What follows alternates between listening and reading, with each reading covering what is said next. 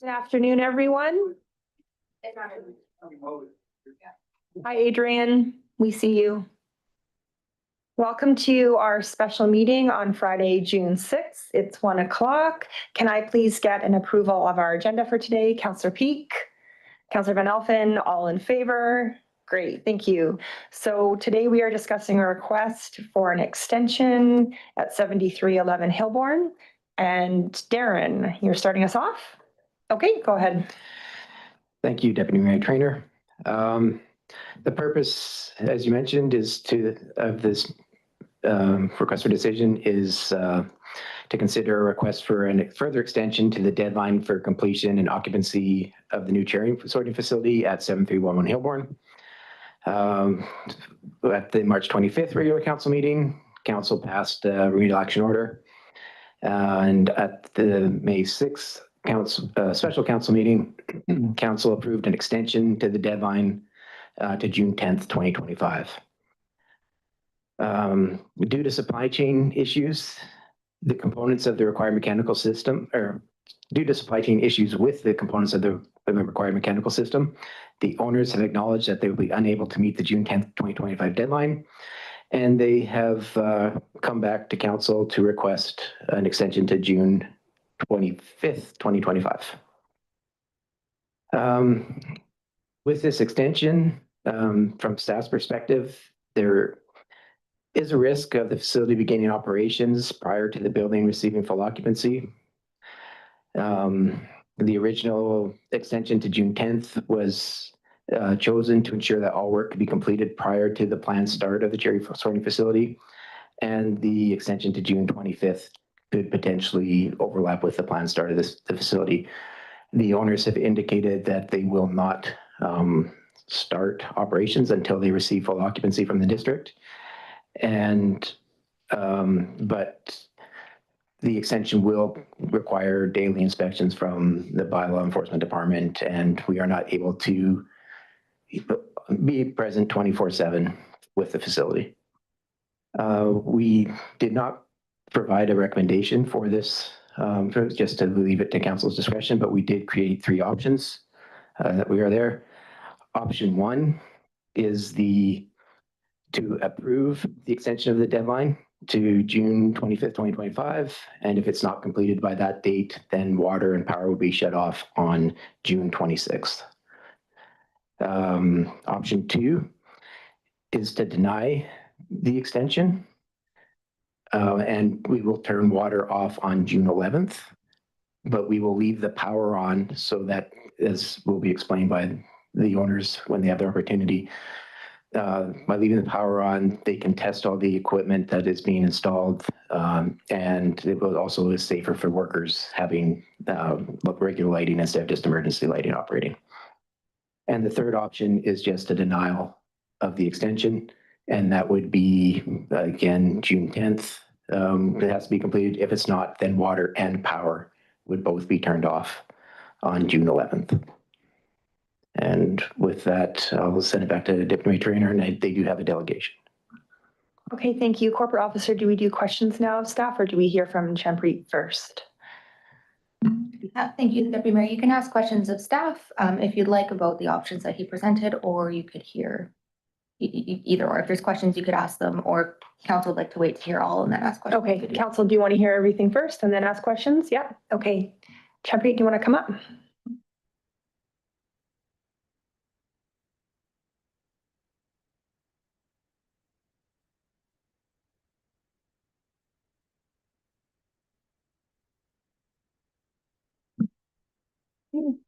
Good afternoon. Thank you for being here to listen to us this afternoon. First of all, we want to apologize that we're in this situation again where we're asking for an extension, because we did promise you guys at the last meeting that we would not be asking for an extension. However, we've been put in a position where things are kind of out of our control. Just since the last meeting, we've received an updated final list of deficiencies from our architect as well as the building official. And since receiving this list, we've rectified almost all of the deficiencies and providing updates to the professionals periodically. So for the first deficiency, it was obviously our best friend, the exterior stairs. So shop drawings have been submitted to the engineer, and they've requested some additional information. So the engineer and the contractor, they are going back and forth on this. Once the shop drawings have been approved, we have given the contractor the go-ahead to begin fabricating the stairs. Obviously, they're not going to be ready in time before the season. But we did have discussions with the building officials about providing a temporary on just the exterior stairs, and that we will have them installed before the end of September 2025, right after the cherry season is complete, because we obviously can't install the stairs while we're operating because it's a safety issue. But as soon as we're done, they should be fabricated by then and we can have them installed right away. Just want to add that it was yet another example where some trade let us down. And some of the emails were, no, that's not enough information on the drawings for the fabricator to build them, because last time this happened, they were built and they did not meet code. So they have paid for some stairs that are sitting on the site that can't be used. So I think they have my total sympathy with not approving any shop drawings until all the details are drawn so that we can approve them knowing that they'll meet code. And just also a reminder that those are exit stairs from the second floor that don't really, aren't part of the operations and don't need to be occupied at this time.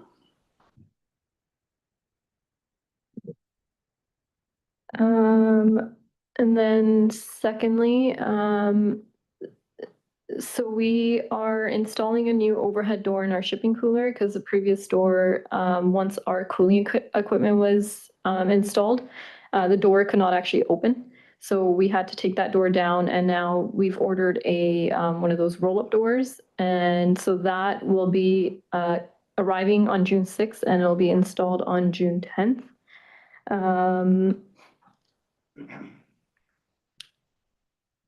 The third deficiency is completing the washrooms in the staff room on the mezzanine. So for these, plumbing and electrical has been completed. And since this presentation was submitted, the small ERV unit that actually goes on the mezzanine, that one had arrived and it has been installed. So this portion has been completed. The fourth deficiency is the rainwater leaders. So we were missing 3 downspouts. For some reason, they were removed during construction and we could no longer locate them on site. And they are a specific size. So they've been ordered and they're supposed to arrive either by the end of today or early next week. And once those arrive, we will install them. The fifth deficiency. So this one actually, we've been talking to the building officials and it's no longer part of this building permit application. It'll be part of a separate building permit application for the existing building. But we had to replace a door that didn't meet code in this building. Actually, there's 3 doors. One has been replaced. The other 2 will be replaced on Monday. And all the smoke seals and the hardware that's required will be installed on Monday as well. So this will also be completed. And lastly, the ERV system. So as mentioned, we did receive the small unit, and that one has been since installed. The larger unit, which is supposed to go on the main floor, so as you can see, we paid a deposit back in April 2025. We were continuously advised by the contractor that the equipment was in stock or readily available within a few days. And then we were advised on May 16th that the ERV equipment actually had a lead time of 8 to 10 weeks. So we were kind of blindsided by this. And my brother actually came and spoke to Brad and notified him immediately so that the building department was aware of this. And then we obviously began to search for alternative solutions. Others, they were even worse, 14 weeks away. Eventually, one of our contractors, he's actually our electrical contractor, Friesen Electric. They were able to find us a solution. So the unit that was actually spec'd is no longer made anymore. It's actually discontinued. So the unit that's in direct replacement of that, they were able to source it. However, they wanted an expedited fee for that. So we've paid the expedited fee and we will actually we were to receive that unit June 13th, but I just got a message that it'll actually be here next Tuesday, which is June 10th. So the larger ERV unit will be installed on June 10th. Obviously, we need time to test it, get it inspected by the engineers, and get the final paperwork.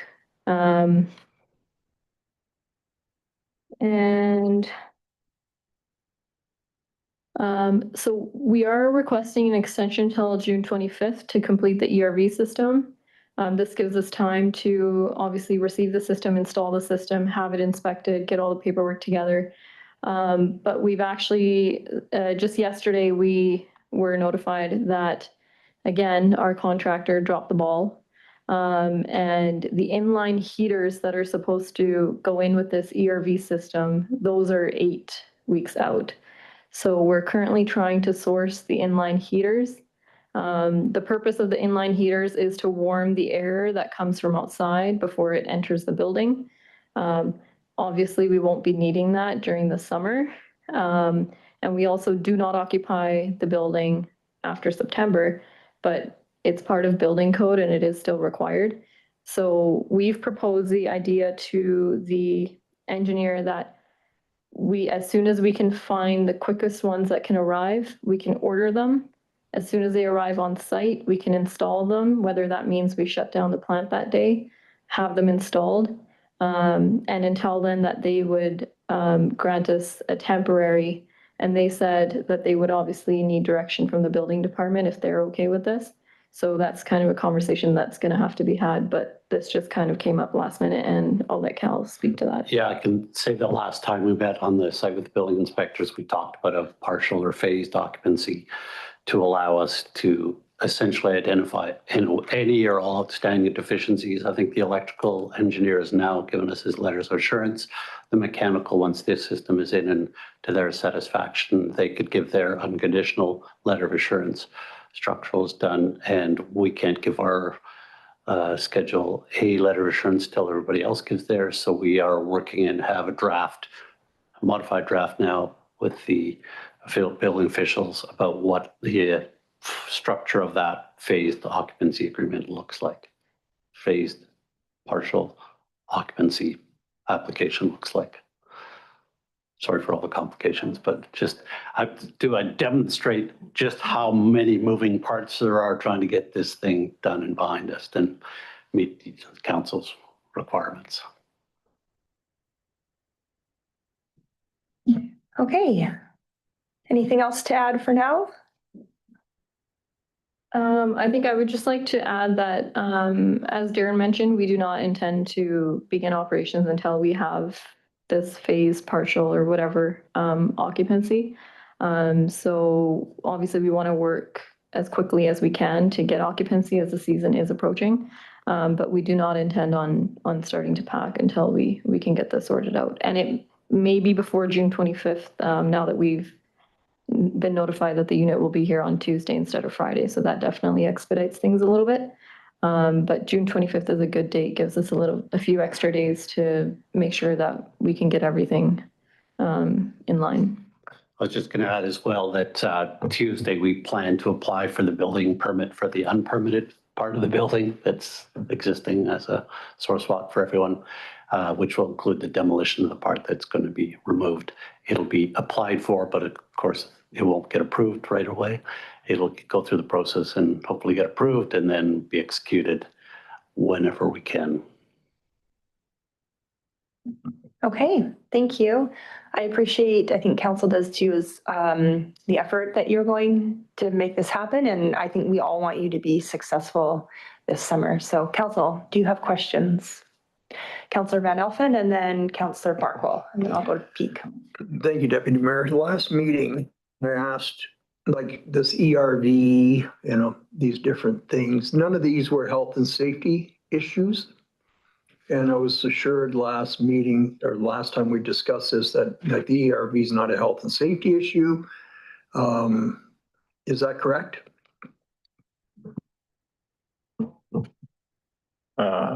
Through the deputy mayor to Councilor Van Alphen, I think when it comes to mechanical sign off by the engineer, and I think that's kind of the main requirement we need, is this Schedule CB. There's a lot of components to it. The ERV is only one. That's always obviously the one that's being the delay. It's difficult for our building officials to make a determination of health and safety when we don't have that CB. And I think that's where there's a gray area here, but they're not here in attendance, sorry. Yeah, thank you. Deputy Mayor, my question is to staff. Is everything we heard from the applicant sort of broadly agree with your understanding? Or is there any discrepancies you would point out?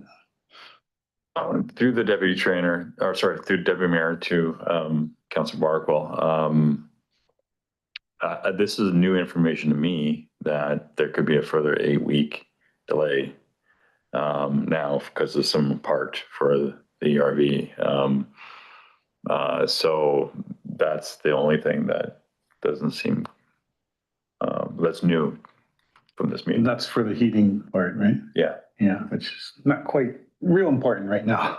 No, but still required though for the mechanical engineering sign off. So I think there needs to be more discussions.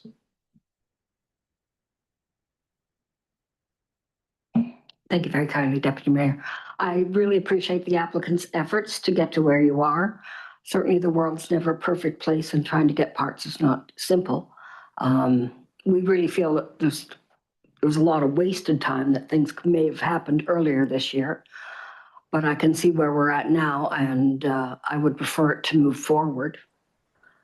So I would prefer to do the June 25th keep it as a deadline. Cal. Thank you, Madam Chair. This question is for Cal. Cal, are you the coordinating professional? Yes. Can you please explain to council or tell council what a coordinating professional does, please? It essentially puts us in the front line to make sure all the other consultants are doing their job. And at times it's called herding cats on all projects. And because we're not engineers, I decided that was a bad idea. Other engineers should be engineers. So we do a lot of work back and forth. And over the last couple of weeks, and I just got back from Montreal and didn't take calls from Bikram, who was working really hard to make things move forward. The ERV is part of the energy recovery ventilation system, right? It's not really compromising health and safety. It's compromising the energy performance of fresh air in the system. And same with that, heat in the system as well really only happens in the winter time, so it wouldn't come on. In fact, it's arguable whether or not you even need the recovery ventilation system that's been specified, but that's what the engineer wants. So that's what our clients need to do. And so it's a lot of moving parts when we get into phased partial occupancy. It makes a lot of sense, as you can imagine, on a high-rise tower when half the building's done, half the building's still under construction, and people want to be in, and you make sure the life safety systems are working and all that kind of stuff. So our job is really complicated and keeps us on our toes. And it's a bit of a scramble with all these moving parts, but we're getting very close to being able to sign off on everything. Certainly working with the building department and the building officials and the transition of the building officials. It's a moving target, and I think everybody's working really hard to make sure council and the general public's interests are taken into account. Thank you. Yes, thank you. Thank you, Cal. I'm glad you brought when you talk about the ERV. With the ERV, would it be operational if the overhead doors were open and the plant is running? because I would assume, and please correct me if I'm wrong, that very seldom are you going to find that the operation of the sorting plant, the overhead doors would not be open because they have to bring the product in. They're removing the product out, going to the coolers after they're graded. So my question being is the ERV, would it be operational during the sorting plant operation, or would it be turned off because it would actually, as you have said, that it probably would not be at a point where it would be needed at that? I don't want to put words in your mouth, but it may not be needed during the operation of the sorting. So one of the beauties of being this coordinating professional is I get to have other professionals that I can reach and call and answer those kind of questions. I'm not exactly sure the controls and what drives it. Is it every time the system comes on, the ERV will work? Is it thermostatic? Is it like, I don't actually know. I know the reason for the question from the client is, well, no other plants have this level of sophistication in ERV systems because the plant doors are all open and there's in and out and you're working really hard to keep the cooler cool. That's what you're really trying to do, as well as, taking care of the people that are working there. That's a roundabout way of saying, I don't know. Well, thank you so much. Councillor Van Alphen? Thank you, Deputy Mayor. I would like to bring option 1 forward, if I may. At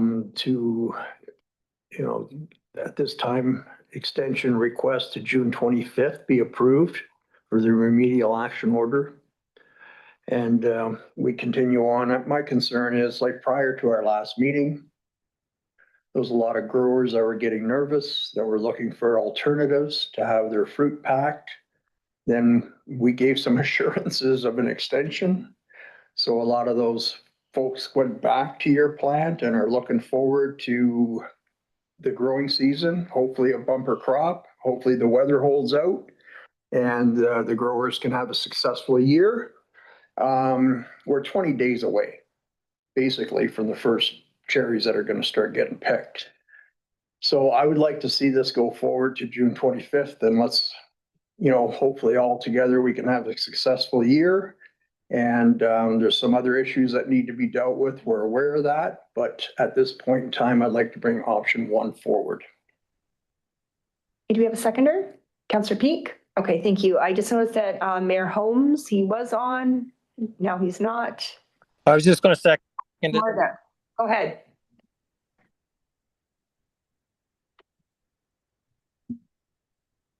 Doug, are you there? Yeah, I was just going to second it. Oh, okay, thank you. Do you have a comment at all? Nope, I'm ready to Okay. vote. Sorry. Where are you? I don't know where you are. Okay. I'm in a parking lot. I'm in my car. Okay. Thank you Sorry, for Deputy- joining us. Deputy Councillor Mayor, Betts, do you have a comment? Oh, sorry.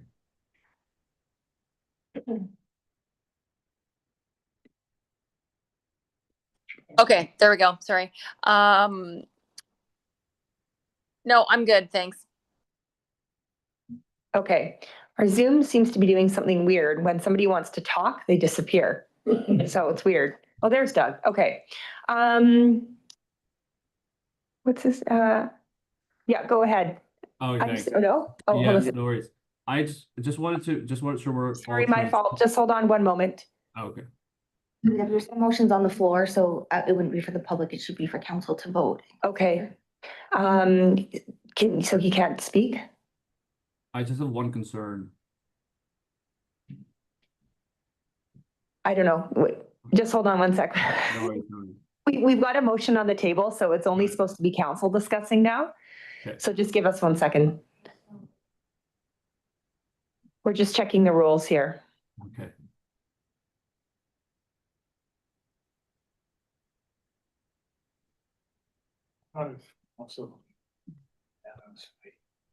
Kendra, if we allow him to speak or have a vote?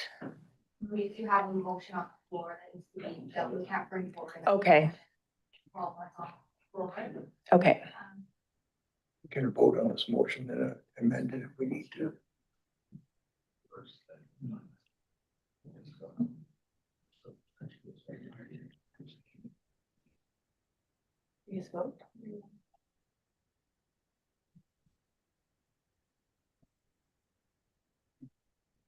Okay, you know what? We have a motion on the table, so I'm just gonna, while our deputy, while our corporate officer looks at that, I'll just ask council, do you have other comments or questions? Go ahead, Councillor Patton. Thank you, Madam Chair.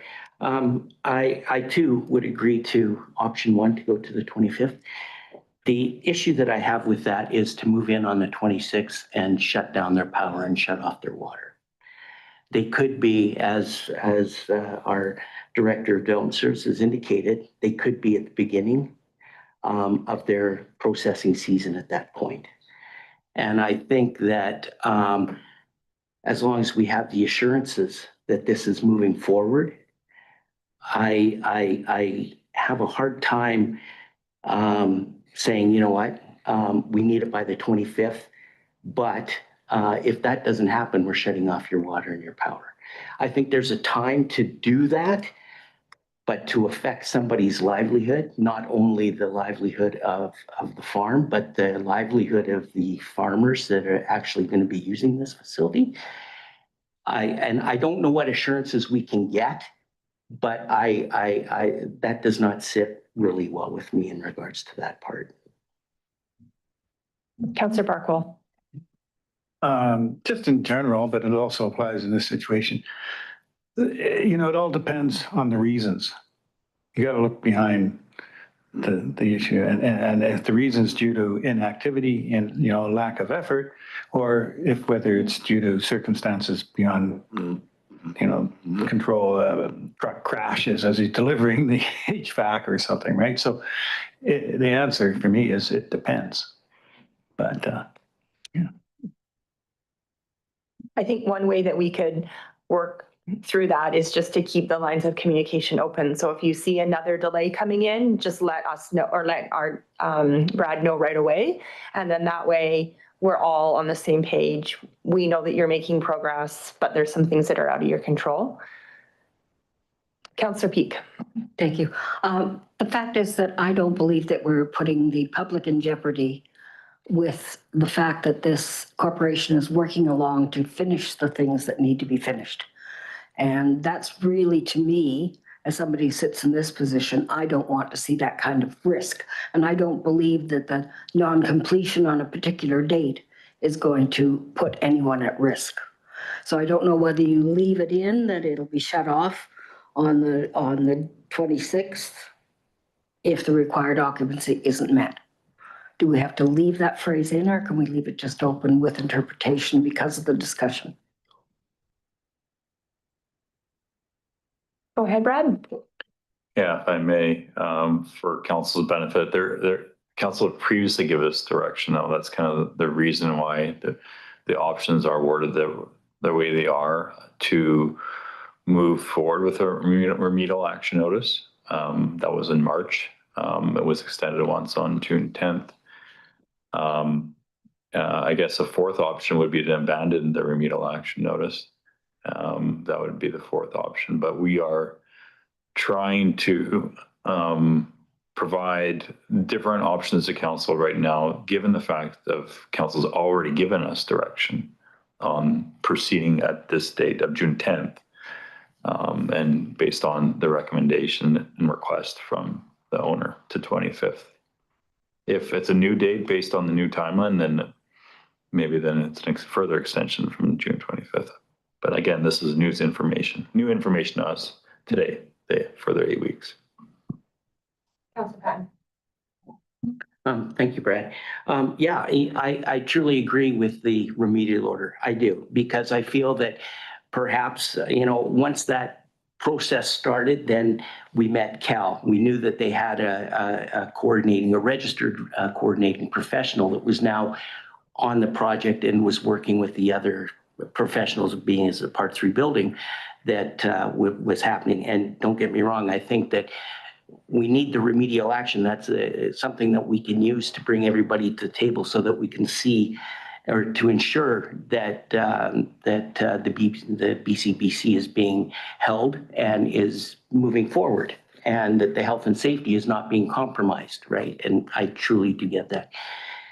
And again, I think that the sticky point here is an ERV and inline heaters for the energy recovery ventilator, right? And I just feel that if granted, if it comes on the 10th, that's absolutely phenomenal. Our discussions will be pretty much done. So I'm not sure what we can do with the statement of water and power, but I would certainly like to see that adjusted if we could. You can make an amendment if you want, or we can just vote on it as it is. And then through open lines of communication, we could perhaps have a meeting again if we needed to. That would be my suggestion. Councillor Van Elfen. Thank you, Deputy Mayor. The option I was reading was option 1. It doesn't state anything about remedial action. So it's option 1, option 2, option 3, and then up top, it talks about water and power being cut off. I don't know if I'm on the same page here, but yeah, option 1, it talks about June 26th, water and electricity disconnection. So I'd like to eliminate that at this point in time. That phrase of water and power being cut off. Kendra, do we need to do an amendment? Or if it's not already, as Councillor Van Elfen said, if it's not stated in the motion, then maybe we don't need to do anything. Through the mayor, so Brad, please, or the deputy mayor, to answer the question to the Councillor Van Elfen, and Brad, please jump in. I believe the remedial action order was approved by council on May 6th. So the power and water cutoff would have come through that original approval and direction from council to proceed with this. When option 1 is presented, it's an extension of that original May 6th decision, so the water. So to amend it, I would have to look at the legislative requirements if that basically restarts the whole process. If we can do an amendment to an order, I would need a couple minutes probably to look into that to see whether or not we could do that or what the next steps would look like. Thank you for that. Brad.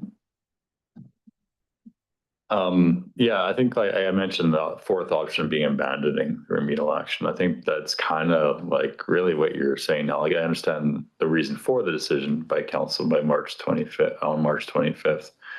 But if you don't have an action to follow an order, there's no real purpose. Like the order is to order work to occur, and that work was going to be shutting water and power to be off. For staff to complete that work. We would probably under legislation have to provide notice again if we were changing that order. I think that's what Kendra is referring to. So I think as of today's date, you really have 4 options. You either give an extension to the previous order, or you abandon this current one. And if we need to create a new one in the future, we can always come back. Okay, Councillor Patton. Thank you, Madam Chair. Thank you, Brad. Question. Do you feel that the remedial order that we have done and we've gotten to at this point, has it served its purpose?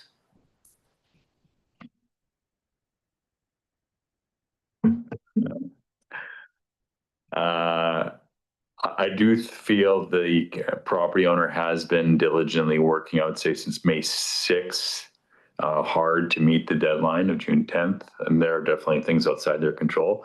I can also say, though, at the staff level, we are still concerned about occupancy without occurring before we provide an occupancy approval based on the track record for this owner over the past 2 growing seasons. Because we all know there's enough financial pressure to warrant that unauthorized occupancy, as like it was in previous seasons. So those are the 2 risks I still see in front of us, I guess. I don't really want to see things complicated. I'd like to just stick with the motion that's on the table. And hopefully everything works out well. And also if the corporate officer agrees it's correct, I'd like to temporarily suspend the rules, make a motion to temporarily suspend the rules so that we can hear from the speaker who is waiting online. Giving Kendra. Heart attack. Can you guys hear me okay? Just hold on a second. Just give us a sec here. Kendra, I just need to make sure that before we've done a vote allowing someone to speak, are we allowed to do that now? So through the deputy mayor, so we can do a motion to suspend the rules as Councillor Barkville had recommended. And my statement before was council could ask, because the motion was on the floor and it was there for debate, council can debate and ask questions, but it wasn't the opportunity for the public to speak, as the opportunity was for them to state their concerns was prior. Right. But as Councillor Barkville did say, we can do to temporarily suspend the order of business. It does need a mover and then a seconder and a 2/3 vote. And then council could ask, for them to make their presentation and then we could come back to the. Okay. Did you want to do that? Okay. Do we have a seconder? Okay. All in favor? All right. So Kendra, now he can speak. Okay, go ahead. All right, thank you so much. I'm unfortunately in New York, so I'm not there and present. So just, I appreciate what Councillor Patton was saying about the remedial order. I think there's a missed gap that for the remedial order, we have been working pretty diligently since last fall. I think that just got missed because of the change of building officials. So I think we have been proactive. I do definitely think that since April, we have been more proactive in a sense that January, February, March, we usually don't do many things because it's cold, it's the winter, we're not around. So that's kind of just the background on that sense, but I understand, the idea, the thought process that if you have a remedial order, that incentivizes someone to work harder. So that's fair. I think we have been pretty proactive. So just speaking of that, but I think the thing that I want to raise earlier is that just being fully transparent, we just want to make sure that now these heaters, what if they don't come in time and the cherries are there? We're not going to go operate until we're told we can. That's the assurance that we can give at this moment. But is there some sort of solution that we could come across that, hey guys, like this is when the heaters will arrive? Just a background. So the ERV, the second unit, is going to arrive on our property on the 11th, and they will start installing it right away. So if we had the heaters on time, we could have pretty much wrapped everything up potentially by the end of next week in regards to the installation phase. So I just kind of want to know what would be the guidance or kind of the thought process behind if the heaters aren't arriving at our facility on time, but the cherries are starting to arrive the next day. What would that look like? What would the expectation be? And would there be some sort of resolution that we could come across?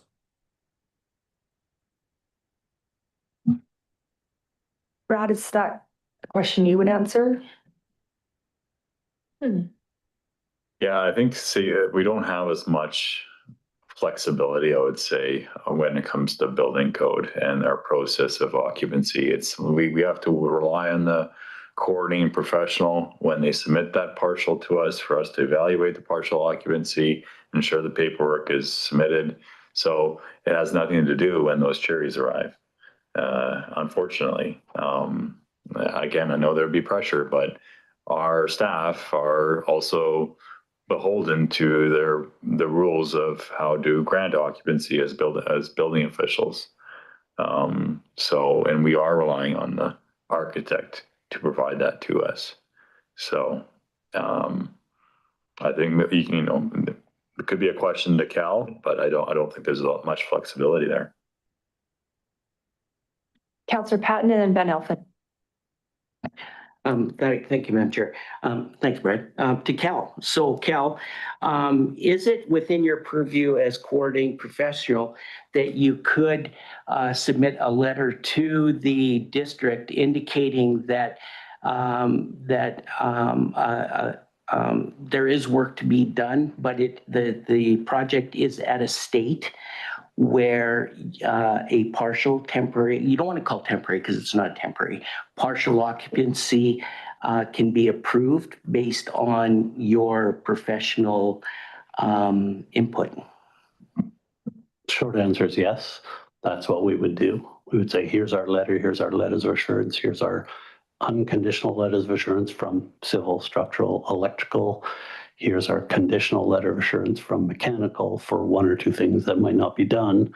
And from us, it might be an unconditional architectural for this permit, knowing that there's that other building permit that'll be there. So it could be just a one mechanical issue that's incomplete. Thank you very much, Cal. Okay, Councillor Barkwell. These rules are not familiar to me, and I don't think anybody other than a few professionals. Have you ever had to do, and I feel assured by hearing it. I just was wondering if you've ever had to do that sort of situation, been in that situation before to issue that letter of assurance. Yes. It is more typical in bigger projects where parts of buildings become totally operational. And what you really need to make sure from my point of view is life safety and exiting and fire alarms and sprinklers and all that gets tested, pressurized, it's all zoned, and work can happen in another part of the building, but it's all under word permit, so it's a partial or phased occupancy. This would be atypical, but it wouldn't be unheard of by any means. That's how you would address an issue. Like a school, for example, September is coming, one classroom isn't quite done, so you do a conditional occupancy allowing all the building, perhaps the gym isn't done, so you could occupy it and do PE outside because it's full. So that's done. That's the mechanism to assure the public, council and the public and the building department that the building is fit for occupancy, except for this piece. And you usually try to identify all the missing parts with some kind of a deadline to it so that the building officials could go, that's reasonable. Hopefully they say that. And that is our risk too. We have to, that's why we need to keep talking to them. Even if we don't agree, we have to find a way to agree so that they will comfortably say yes. And then as it approaches that deadline, hopefully we say, here's our field review. It's all done. You can give us partial, or they call us and say, how's it going? And we don't pick up because we don't have an answer. No, that doesn't happen. Thank you. Okay, thank you for that. Mayor Holmes, did you have a comment? I saw his hand up about 2 minutes ago. Yeah, sorry, everybody. I have to leave. So I'm sure you'll make the right decision. Okay, thank you. Okay, bye. Councillor Peak. I think the description of reasonable reliance on a commitment of a conditional and non-conditional letter, that the things that will be required will be completed. So I would be comforted with those. Okay. Councillor Barkwell and then Van Elfen. One thing I was not familiar, I knew we could suspend the rules. How do we bring the rules back? Should I make another motion? I'll do that. We'll just assume that's correct. I move that we unsuspend the rules. Yeah, this takes precedence over the main motion, so you guys would consider that one the main motion. Technically, is on the floor with the rules temporarily suspended. Do we have to unsuspend the rules? Right through to Councillor Betts, I realized I was using my microphone, so it doesn't say necessarily on what I am looking for, so I would say that the motion now, you've suspended the rules, but the motion is still on the floor, so you don't have to follow the proper rules.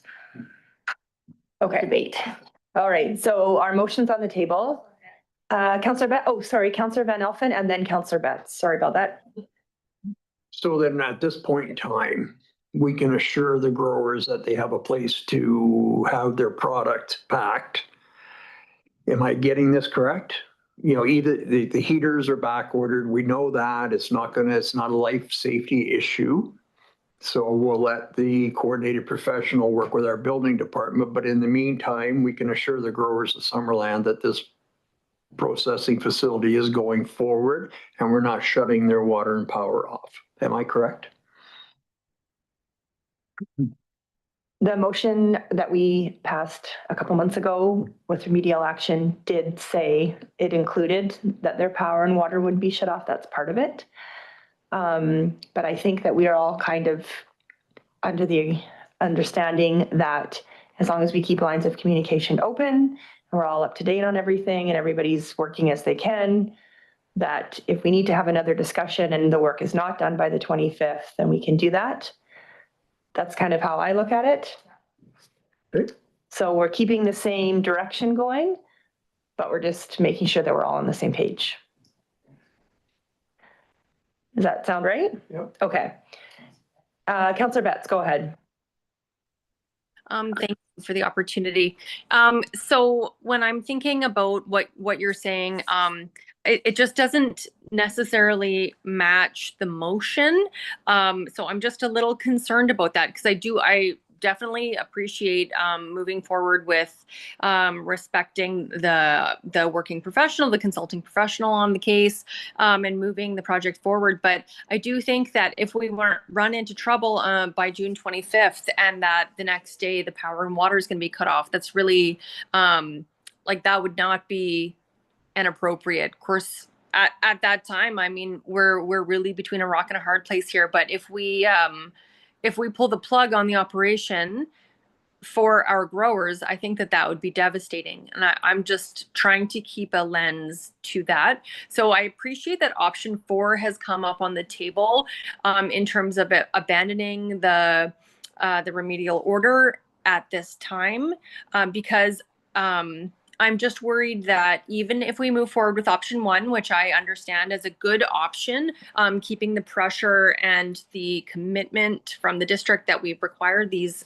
items to be completed, but that if we reach that point and it's not met, we're in a problem with cutting off power and water. So I just want us to be cognizant. Like, I'm not sure what the commitment is to be able to really make sure that if leading up to June 25th, it's not coming together, how are we connecting efficiently with this?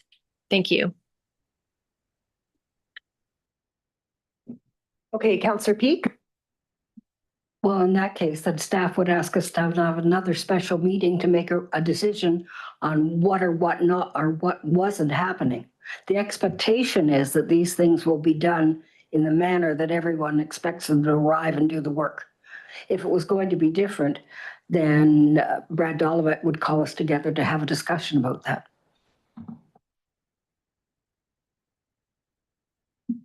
Go ahead, Brad. Yeah, thank you, Councillor Peak. Yeah, you're correct. Hopefully we'll be in good communication. I'm hopeful as well, and this is to the owners, that they will let us know if they have any concerns.